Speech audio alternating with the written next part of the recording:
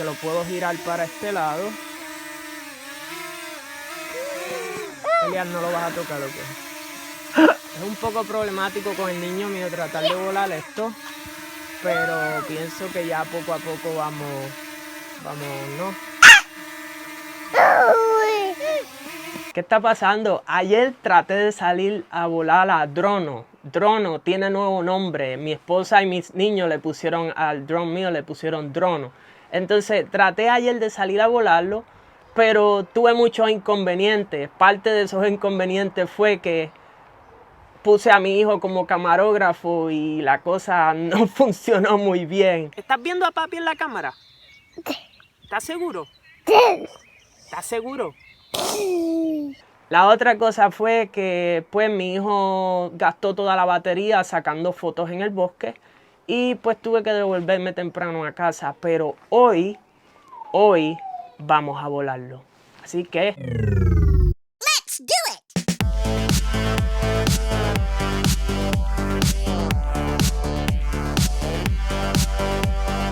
mira, Elian, así.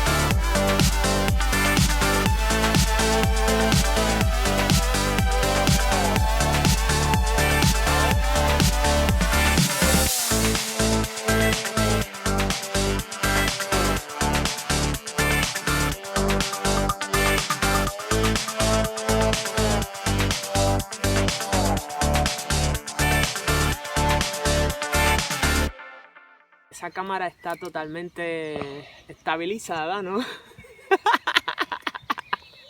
Óyeme, ayer salí a volar el drone, pero no sé, no funcionó. Tú me estás jodiendo.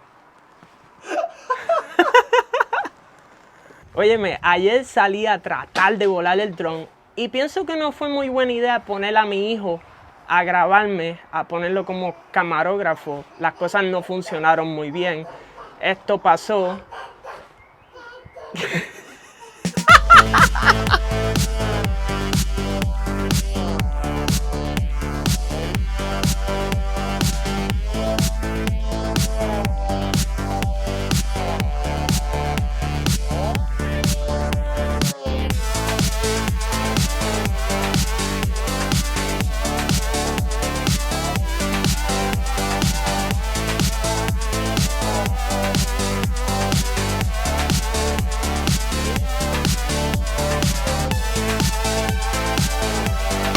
Que se tambalea un poco, pero la única razón por la que él se tambalea un poco es porque hay mucho viento en esta área. Pienso que no sé si va a ser buena idea volar esto.